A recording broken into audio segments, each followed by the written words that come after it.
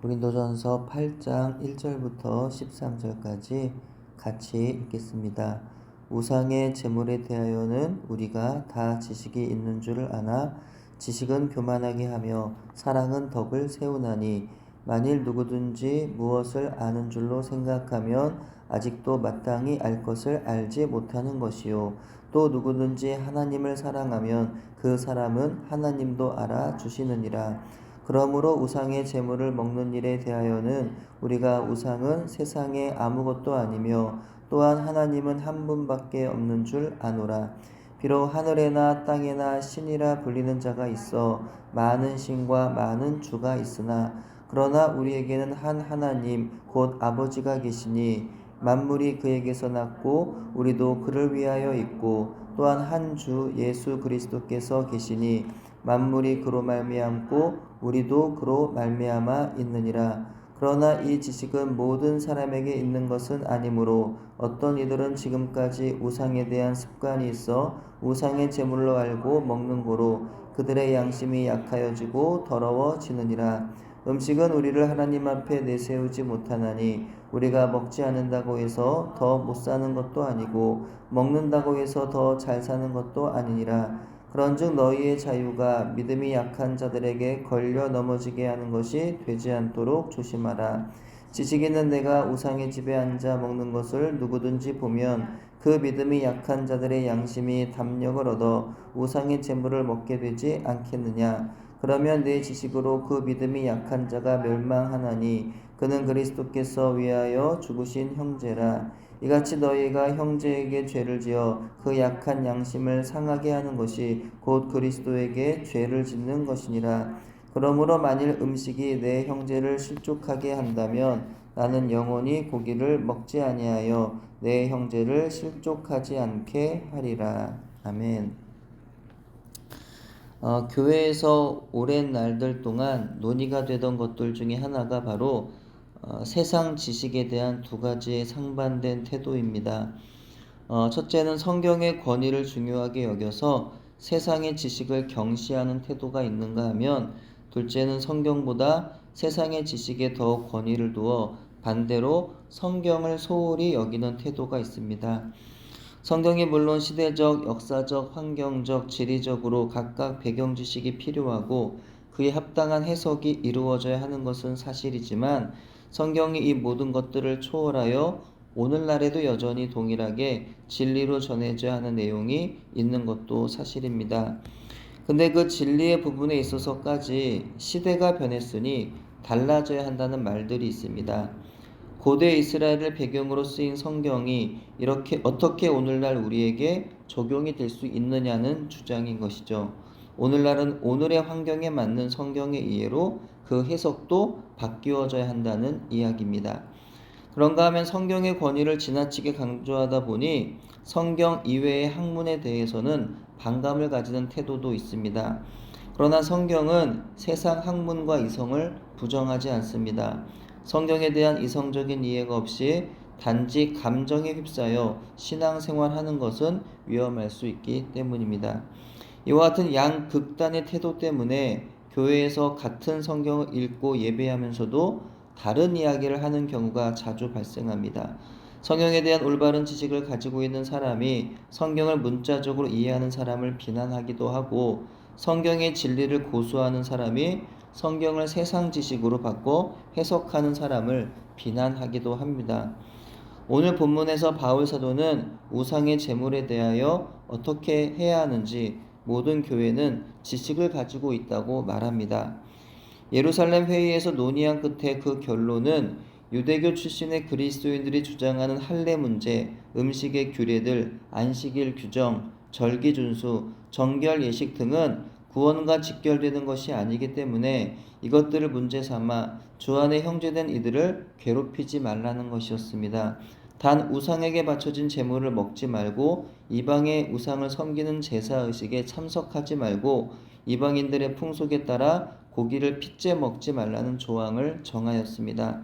근데 여기서 우상의 제물을 먹지 말라는 것은 그 행위 자체가 우상 숭배이기 때문이라기보다는 교회 공동체의 연합과 유대교 출신의 그리스도인들을 배려하기 위한 입장으로 보아야 합니다. 사실 바울의 입장은 먹어도 된다는 것이었어요.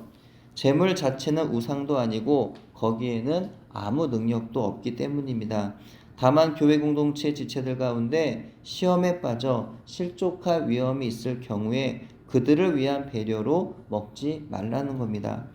그렇다면 이 이야기는 우상의 재물을 먹으라는 의미일까요? 먹지 말라는 의미일까요?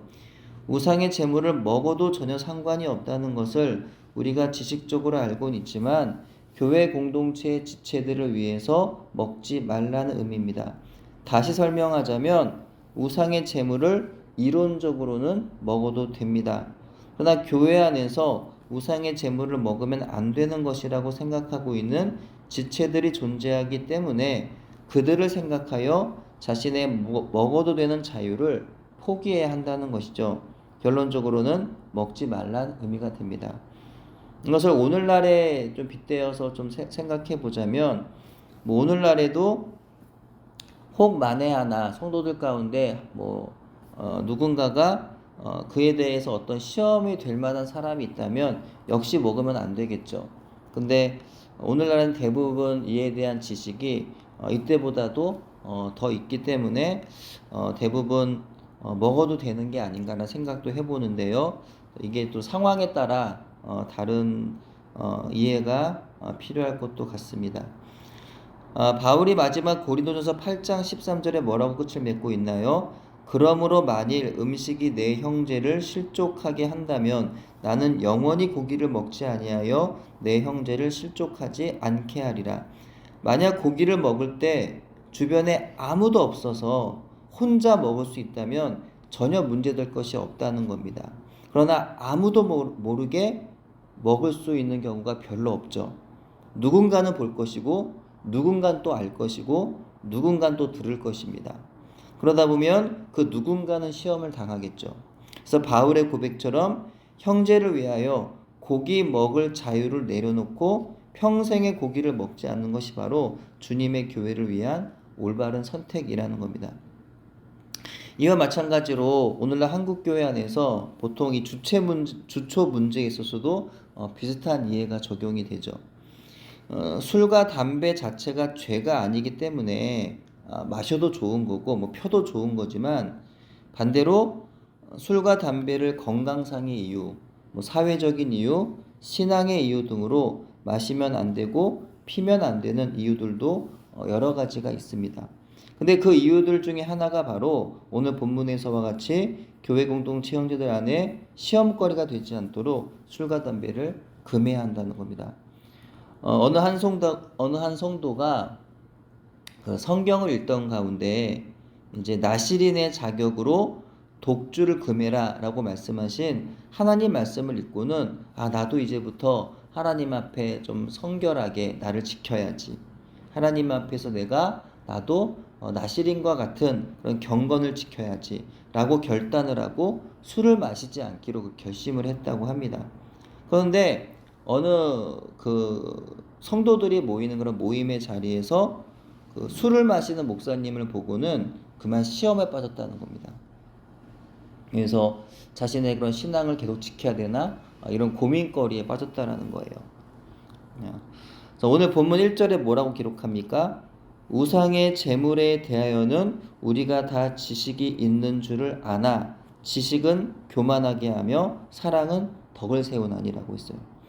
우리가 다 우상의 재물 자체에 신적인 능력이 있거나 그 음식을 먹는 행위가 우상 숭배가 아니라고 하는 지식을 가지고는 있지만, 그러나 그 지식만을 주장하며 다른 형제가 시험에 빠지든 말든 고집을 피우는 것은 교만이라는 겁니다. 하지만 사랑은 나의 지식과 자유를 제한하므로 모두에게 덕을 세워 모두를 이롭게 하는 겁니다.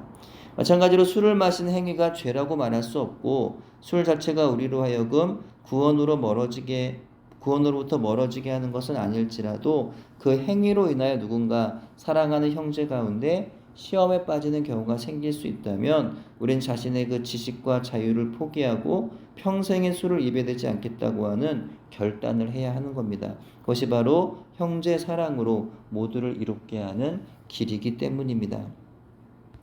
교회는 본질적으로 예수 그리스도를 주님으로 믿고 따르는 사람들이 함께하는 모임을 의미합니다.